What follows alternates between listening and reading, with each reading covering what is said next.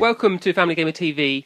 This weekend I've been playing Angry Bird Trilogy with the kids. Now it's been interesting to see how they've taken to it, having played on the tablet and smartphones, on our iPad and iPhone.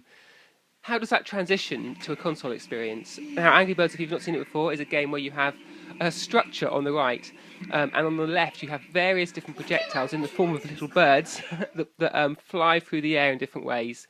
And the idea is to knock out all the little pigs on the right, to clear the level and move on to the next one. So it's a very simple premise, but became hugely popular, and it's just really addictive in a really good way, I think, on phones and tablets. And it's sort of been out on various different platforms, but this is the first time it's come to consoles.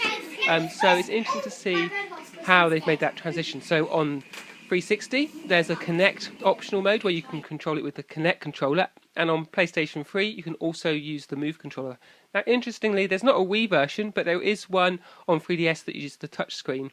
So we've been trying out the 360 and the PS3, and we got the kids to play both with Kinect and without, and with the Move controller and without, just to see which they like best. And sometimes they seem to get on really well with the gesture controls, and other times they just wanted to have a controller in their hand. So there you go.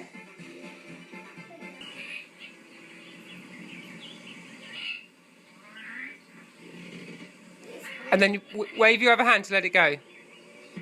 Oh, Yeah, yes. That was quite good. You So I think it's nice that they've got that option. They can choose whether to use motion or to use buttons. But I think the mode that works the best for them so far was the PlayStation Move version, because they had a controller in their hand, so it's very simple to sort of swing it back and let it go. And it just gave it a bit more action, and as you can see, they got into building their own Angry Birds towers to play from, to see if they could balance on top. Now, Yeah, I can. go on then.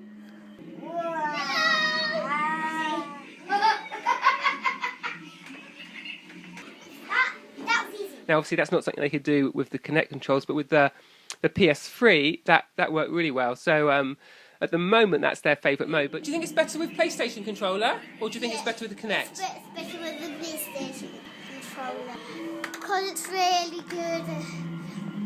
And also the bird's really good. Yeah, I know you like the bird one, don't you? The bird power. Yeah. Tom, what about you? What's better? I like your perch. The PlayStation controller or the Kinect controller? I think Or the Xbox? this controller. Why is that? Because when you do the Kinect, your arm gets really achy. So that one's easier, which is the most fun. The fun is different. Yeah. Now the game includes loads of Angry Birds levels, Angry Birds Seasons, Angry Birds Halloween, and Angry Birds Rio, and we've just been slowly working through those different levels of the game. So there's plenty for the kids to do. And it's interesting that recently on the Xbox there was also a similar game to Angry Birds called Racketeer.